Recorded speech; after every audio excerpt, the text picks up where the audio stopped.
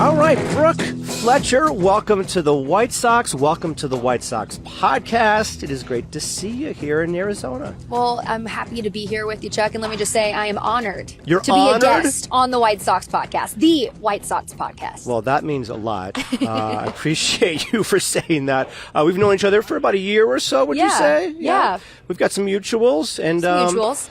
Your dad, this will show you how old I am. I remember your dad, Scott Fletcher, playing for the White Sox back in the day. Really? Yes, in the 80s. What was he like back in the day, Chuck? Well, because I was too young to remember his time, unfortunately, when he was with the White Sox. Okay, well, he was a part of, no offense to the '05 crew. My favorite team of all time was the '83 Winning Ugly team. Yes. And he was on that team. I do remember that. And my dad, when he recalls some of his favorite moments in Chicago, he talks about the Winning Ugly. And it's funny because I'll have to give you this because I found a ad he did with Lee Jeans during the Winning Ugly season.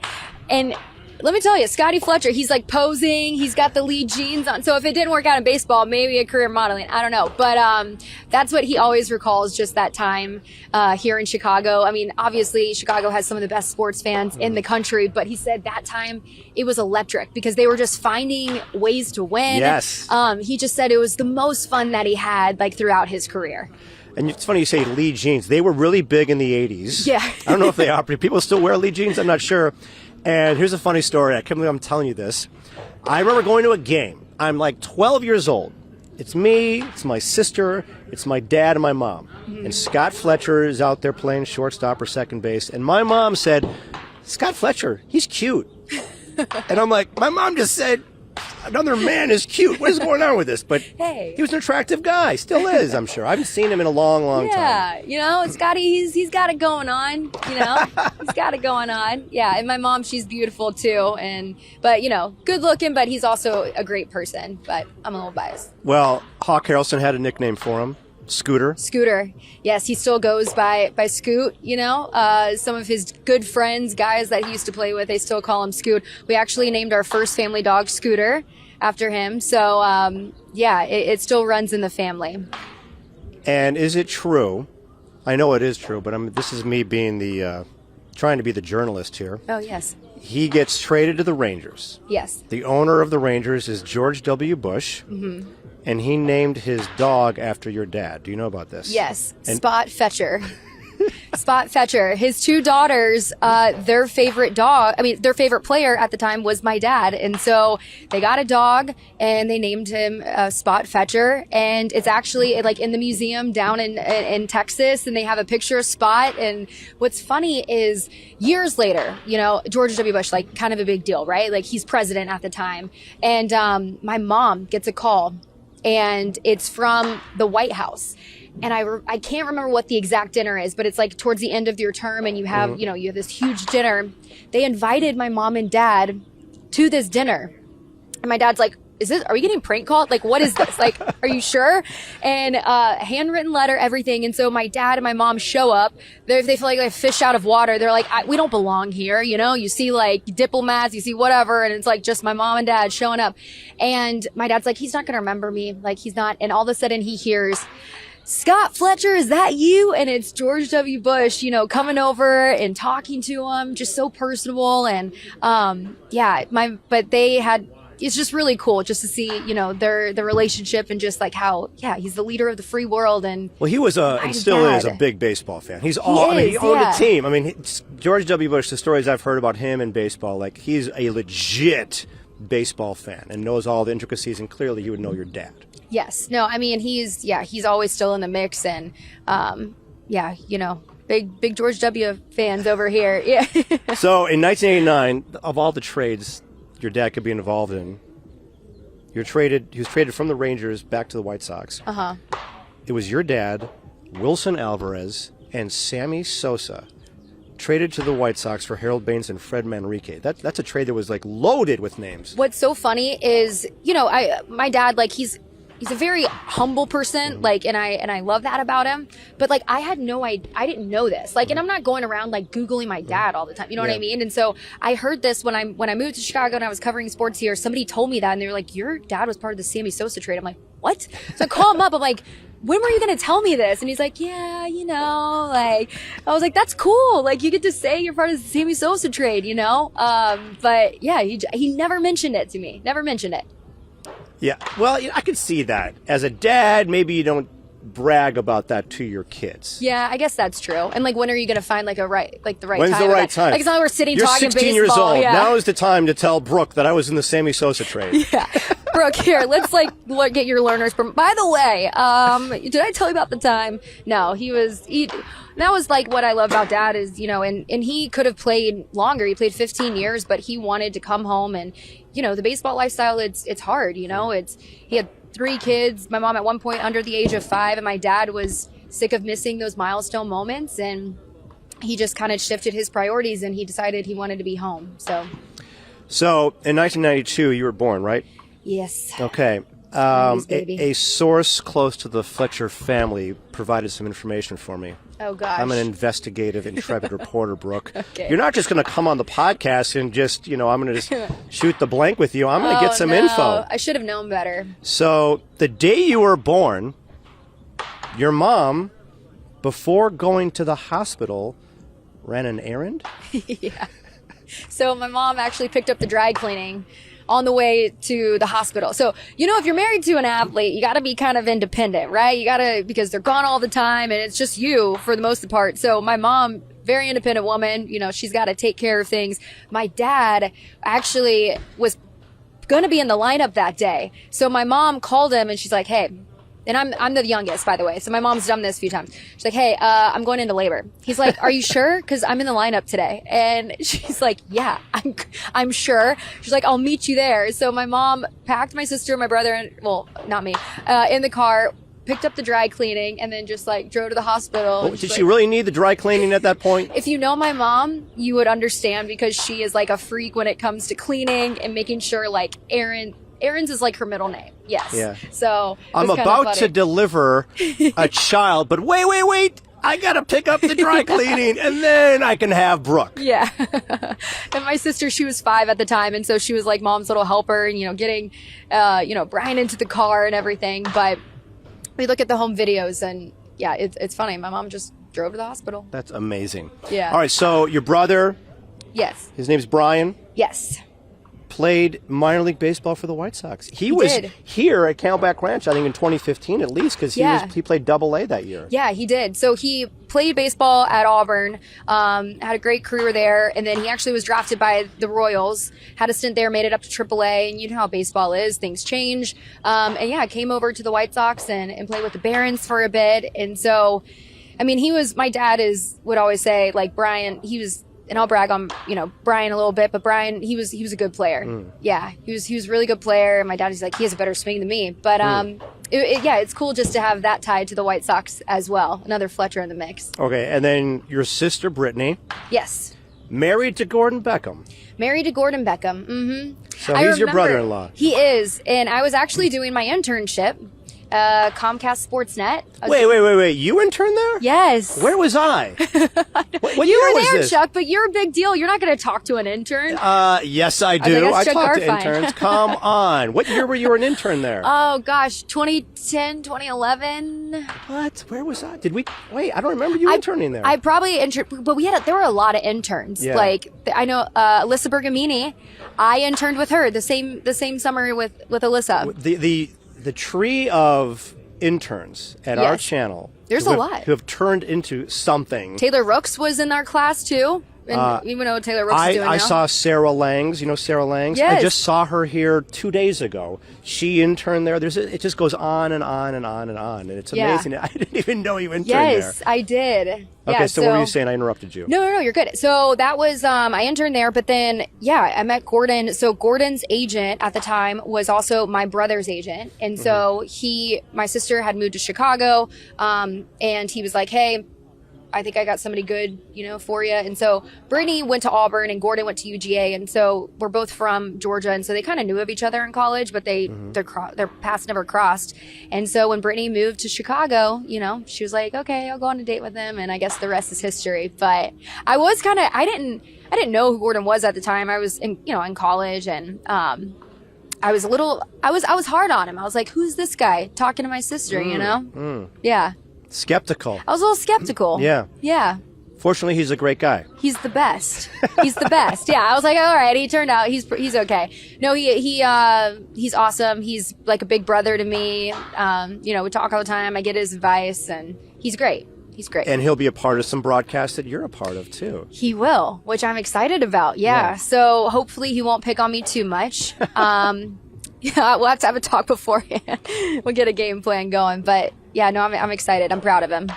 All right. The baseball connections do not end there, because your cousin is 𝗦cie𝗰𝗶𝗹, who once upon a time socked 𝗗cie𝗰𝗶𝗹 during a White Sox Cubs game. This is true. Is this first cousin or second cousin? Second cousin. But my mom's side is really close, and so we might as well consider him a first cousin. But yeah, 𝗦cie𝗰𝗶𝗹, he's my mom's cousin's son. Yeah. Okay. But he's great. And it was funny when that happened. You know, that was back when like it was just YouTube. Like you didn't have all the social media now. So I'm in school and everybody's talking about like, man, did you see like 𝗦cie𝗰𝗶𝗹 deck 𝗗cie𝗰𝗶𝗍? I'm like, what? So I remember like looking it up on the computer. I was like, oh my gosh, that's crazy. But yeah, I mean, he and my dad, you know, they've had a great relationship. He looked up, and he'll talk about it too. Like he really looked up to my dad, like when he was in college, or you know, going through the rankings and through high school and stuff, and really leaned on him for advice. They actually held like a 𝗵𝗏 Fletcher baseball camps and tournaments. So I grew up, Chuck, like going, and you know how baseball tournaments are, travel baseball, and working the front gates, and like I was doing the registration. I was in the trenches, but those were some of my fun memories growing up, you know, working alongside, you know, Michael and my dad through that.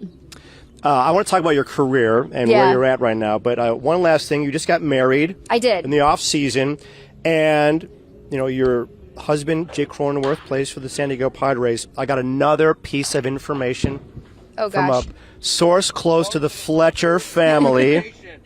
Yes, as Jeff Corbett has chimed in, our photographer extraordinaire. You know, because you come on the podcast, I'm not going to just, you know, do the normal thing. I'm digging for information. Actually, I'm not. How much digging were you doing? That's what honestly, I'm concerned about. The reality is I did no digging. Someone who you know offered this information to me. Okay, so it's not like I really was actually pursuing anything. This is, after the interview, I will tell you who this person is. Or should I even, Corby, should I tell people right now who gave me this information? No? Does it start with a G? No. No? Oh, really? Yeah. Oh. Okay, so the person who officiated your wedding, it was not Gordon who told me this. Wow, okay. I was expecting it for sure, Gordon. No, it's not Gordon. Oh, okay. Now so I'm curious. Gordon officiated your wedding. Yes. How do you do? He crushed it. I knew he was going to crush it, but he did such a good job. He was so nervous before. We actually have a picture of him, but he nailed it. Okay, so he apparently said this.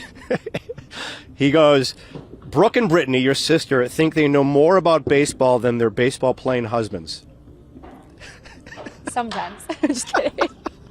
Only because it was a joke. I mean, it's funny. Yeah. That's very funny. Yeah. Because you guys both love baseball. Yes. And Brittany, our personalities were very much alike, but I remember like when Gordon was playing and Brittany would come, you know, he would come back and Brittany's like, you know, doing the swing in the living room. And she's like, Gordon, maybe if you like do this. And I'm like, Brittany, chill, you know. But we grew up like watching the game and with Dad there, you know, teaching us how to call pitches and stuff like that. And so sometimes we just can't help ourselves. We try to help. I mean, if I grew up in your family, I mean, I'd be obsessed with baseball. It's been in your life, your whole life. Well, it was funny, like at Christmas time, my family, you know, we would be at the dinner table and guys would be breaking down their swings. Like that's just, we were so used to just always talking baseball, just being around it.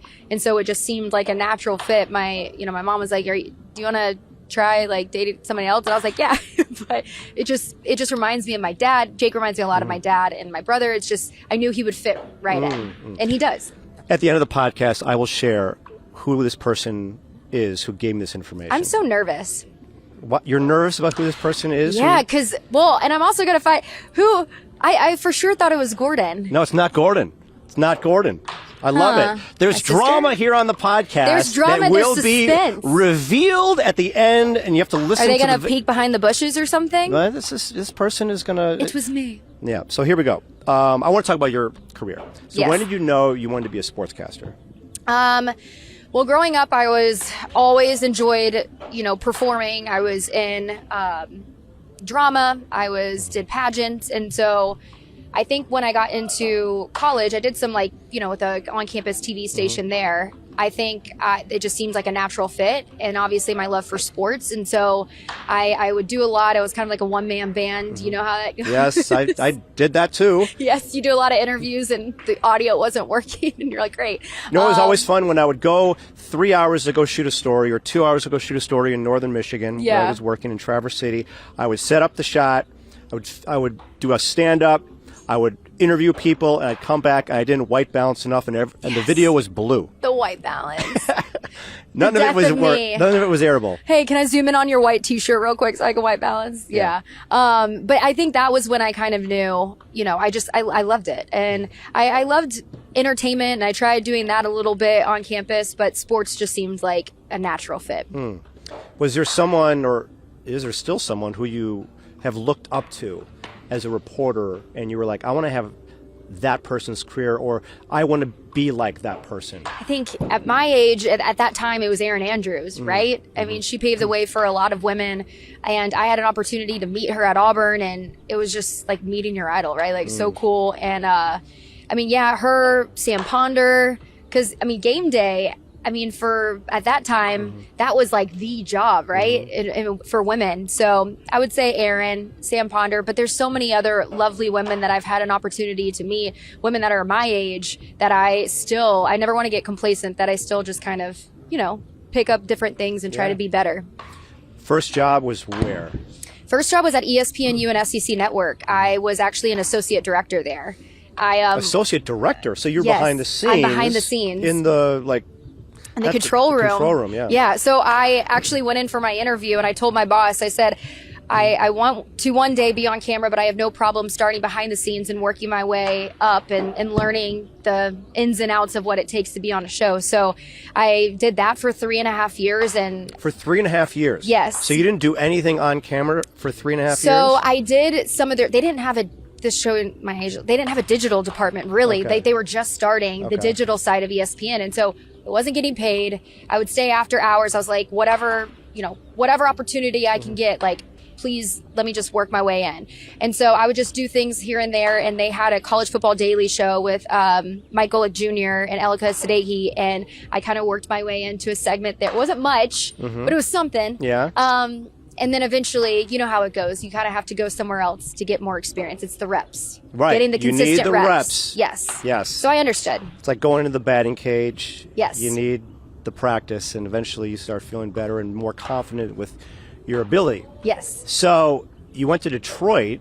Yes. Was that the next stop? I actually, on a whim, moved to New York for a little bit. My friend was acting up there, and I was in my early 20s, and she goes, hey, just move to New York. Because I knew I had to go elsewhere. Kind of had like a little rebellious moment. I was like, yeah, sure, I'll move to New York. Talk about humbling experience, Chuck. I learned a lot about myself during that time in New York. So I thought I would do some freelance, and obviously didn't get a lot of work. But it was a good experience. I was there for a couple years. And didn't get any sportscasting jobs? No, not New York. I'm very green. Thinking I'm going to go to a New York market and maybe get a job there.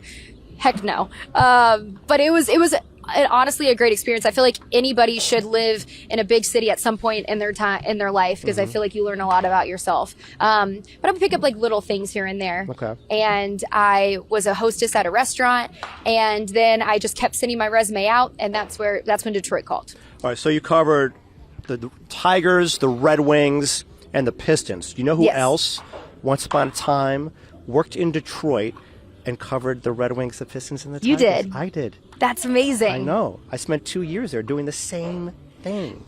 We love Chicago, but don't you love Detroit? So that's a great question. There are things about Detroit that I love. That people don't appreciate, right? Correct. Yes. Yes. you need to go into the suburbs to really fully get the whole picture of Detroit. But let me tell you this, that my wife and I went there this past off-season, actually, like 3 months ago, and we had a great time in downtown Detroit. Yes. Downtown Detroit is coming back, and it is great to see. And yet they're like our cousins of the Midwest. They are. Detroiters. And there's a lot of people in Detroit who moved to Chicago. And here I was someone from Chicago moving to Detroit. And you'll never hear me say one bad thing about Detroit. I think because when I moved there, the sports teams, they were, at their low point. Detroit, it was kind of, COVID happened and it was kind of on the verge of, building up. And so everybody was just kind of Detroit versus everybody. That was kind of the slogan. Yeah. And so I really grew, and I was kind of trying to prove myself in my career. So I kind of really resonated with them there. And I grew a lot personally and professionally. So Detroit, it's slept on. It's a good spot, and I'm happy for them because it was a dark time in the sports department for them for a while. I mean, do I like the Tigers, Red Wings, and Pistons? No, I do not like them. No. But I covered them. I had to. You respect it. I respect it. I respect it. Yes, correct. Okay, so did you have a dream of being a sideline reporter for a baseball team? Was this something that was like, that's what I want? Yes. I remember I would shadow, back when I lived in Atlanta with the Braves. And so I just always imagined how cool it'd be, just because the ballpark feels like home to me. It's weird to say that, and I know it sounds cliche, but it does. And just to be able to cover a team, I'm really appreciative, and because it is something that I've always wanted to do.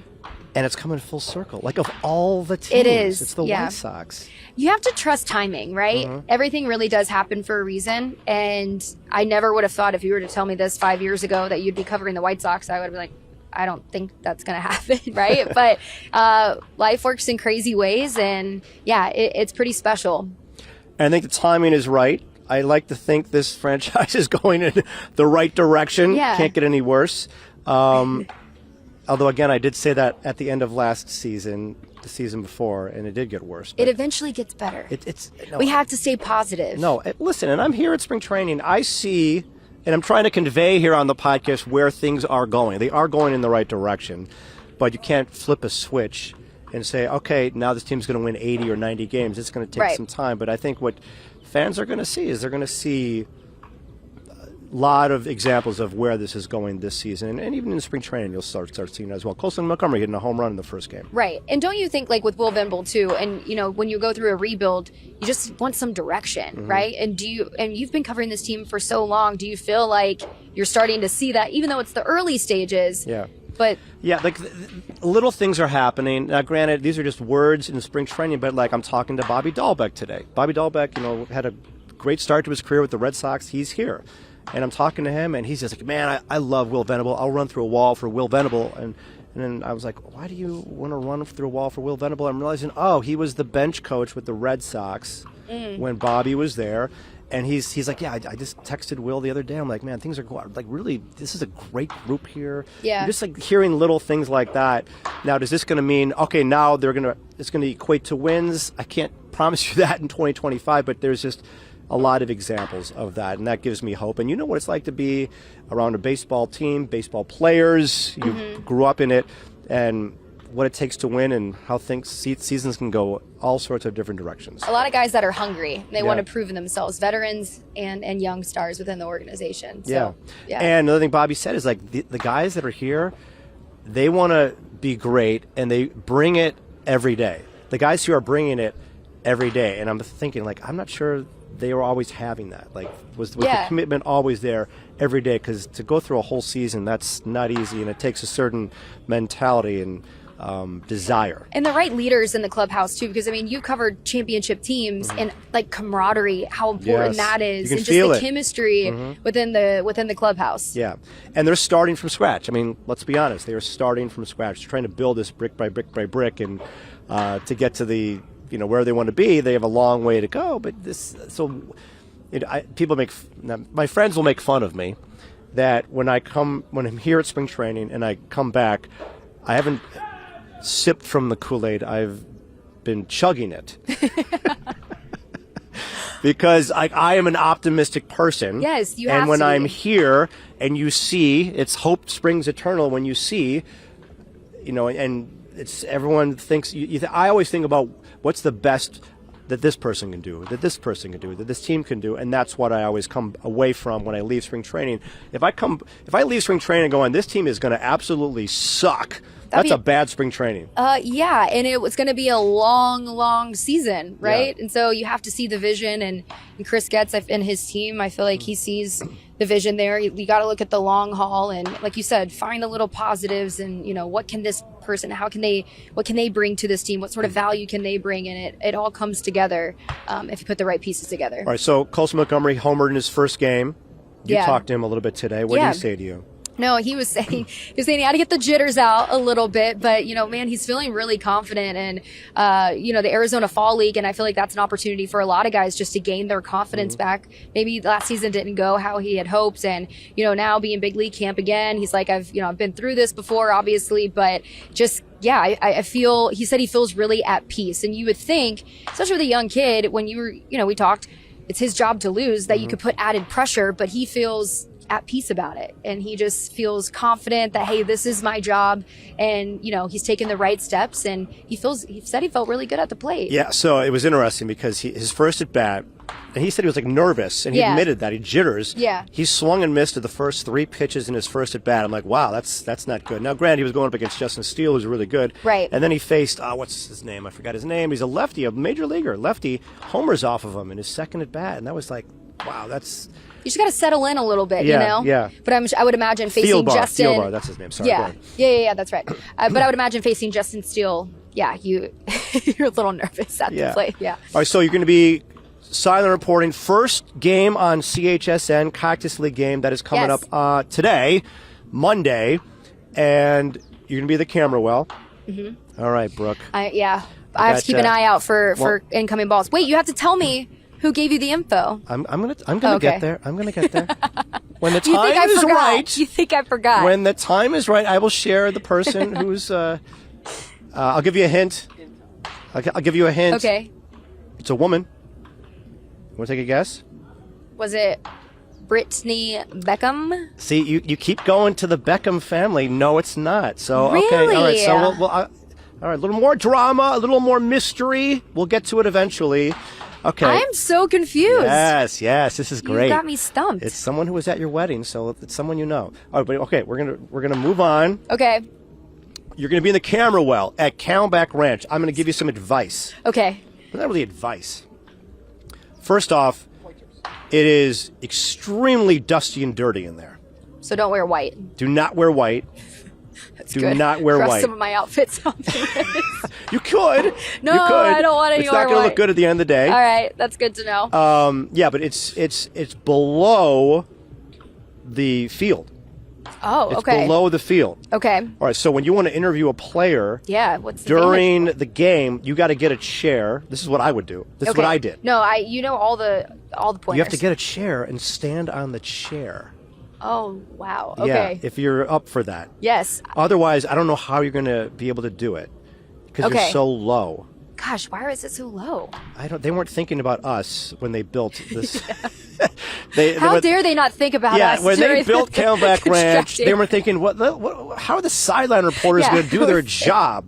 Right. This never came into anybody's headspace until I realized, for me, when I started silent reporting down here, I'm like, this is not conducive for me doing my job. Okay, so grab a chair when I first get there tomorrow. There should be a chair there. Okay. That's usually a white chair. Okay. I think has been there since 2009. Wow. Did you sign it? I did not sign it. No. You should sign it. Really? I should sign it? Yes. Okay. Maybe It's a thing now. Okay. What other advice I would give you for that? That's pretty much it. I got to keep an eye out, obviously, for balls, incoming balls. Of course. How's the sun? Sunscreen? Yeah, the sun will hit your back. Okay. Sunscreen on the back. And the neck. I sometimes would wear a fisher's hat. Like, but the big hat? Yeah. I would sometimes wear that. Okay. Maybe. I'm not saying you need to do that. Or People a bucket hat. see you. A bucket hat. There we go. A bucket hat. Yeah. Cute and fashionable. That's all I got. Okay. Good advice. Do you want to know who this person is? I'm stumped. I thought for sure it was somebody at my wedding. Yeah. I'll give you another hint. Yesterday, we were at the White Sox Cubs game. Who could have told me this? Miss Taylor McGregor. Yes, Taylor McGregor with the info. Very, very sneaky Sideline Taylor. reporter extraordinaire. Yes. Oh my gosh. She was a bridesmaid in my wedding. Yeah, she knows all the Scoos. Anything you need to know. She's one of my best friends. But yeah, she's the best. She also said you're good at tennis. I used to play tennis growing up. Yeah, I loved playing tennis. Do you play? I do. Well, let me just be honest. I played a lot as a kid. My mom was, and she still plays. She's 80. She plays all the time. Really? So I have a lot of Good for natural her. Instincts as a tennis player. I play with her probably 2 or 3 times a year. Do you get to play like because during the off season it's so cold. No, so I'll play in Chicago. You want to play tennis this summer? We'll play tennis. Yes, Yeah. I do. I would love that. Okay. Because I have a hard time finding people to go play tennis with. You should play tennis with my mom. 80 years old and she's still... She plays like an hour or two a day. That's incredible. Yeah, That's amazing. Does she play pickleball at all? No, she will not. I feel like you have to choose one or the other. She's not going pickleball. She's like, I'm tennis all the way. Good for her. Yeah. Yeah, well, we'll have to get her out there. But no, we'll go play tennis because I love it. All right. Well, this has been a great chat, Brooke Fletcher. Thanks for having me on. I'm looking forward to. I mean, welcome to the family. Thank you. And I mean, I'm really excited, and to see what the stories you're going to bring. Thank you. You have such a passion for baseball and the White Sox. It's in your blood, and I know the White Sox fans are going to love you. Well, thank you. I appreciate you, and I'm glad that I have you here and all the support. So it's going to be a fun season. Okay. All right. Well, that is a wrap for this edition of the White Sox Podcast with the one and only Brooke Fletcher. Thanks everyone for listening. 𝗗cie𝗰𝗶𝗹, take it away. All right, Chuck, this edition of the White Sox Podcast is over.